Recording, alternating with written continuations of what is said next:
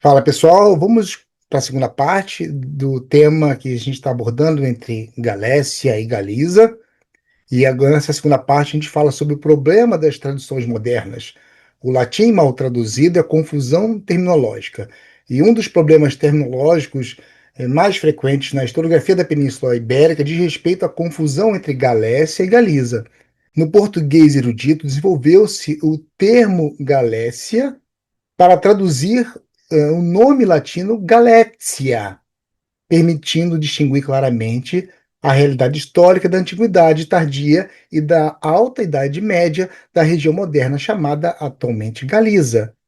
Trata-se do mesmo princípio aplicado a outros nomes latinos, por exemplo, Lusitânia em latim e Lusitânia, que atualmente escreve-se em português. E ninguém vai reclamar, mas se você olha bem, a grafia é um pouco diferente.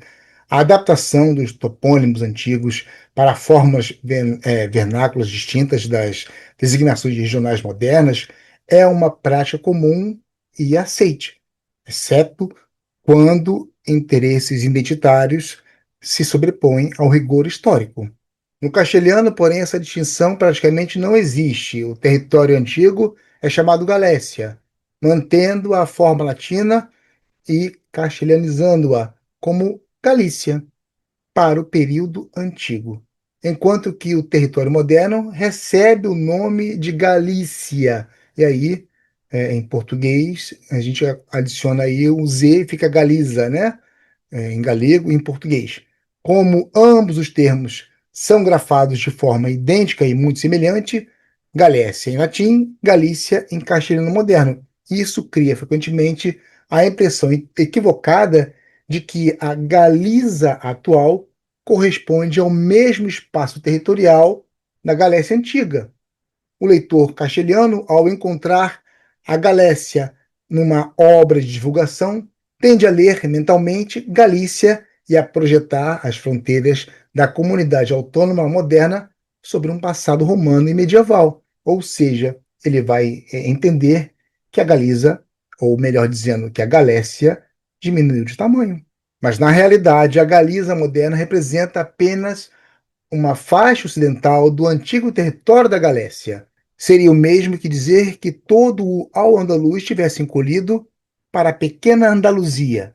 Coisa absurda, mas análoga ao que se faz quando se projeta a Galiza moderna sobre a Galécia antiga. A mesma cautela que os historiadores aplicam a Al-Andalus deve ser aplicada à relação entre Galécia e a Galiza. São realidades históricas distintas, com extensões territoriais e configurações políticas diferentes.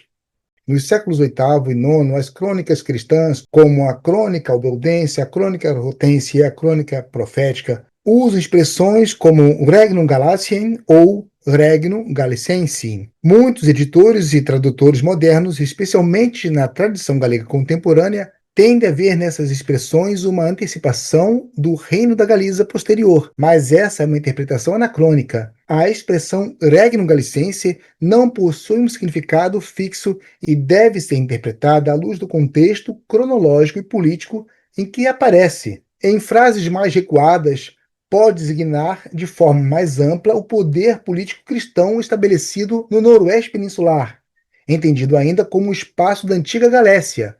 À medida que o processo de fragmentação política se acentua, sobretudo a partir do século X, o valor semântico da Galécia tende a estreitar-se, passando a referir-se de forma mais específica à sua faixa ocidental, já diferenciada de outros centros de poder emergentes. E se vocês observaram bem, é nesse contexto que surgem fórmulas como Rex Legionis et Galatiae, que indicam precisamente a coexistência de esferas territoriais distintas sob a autoridade de um mesmo governante ou não. Em nenhum desses casos, a expressão implica necessariamente a existência de uma unidade política autônoma equivalente ao posterior Reino da Galiza. O latim é assim mal traduzido, em alguns casos, intencionalmente para atender os interesses políticos que retroprojetam identidades modernas sobre passado medieval.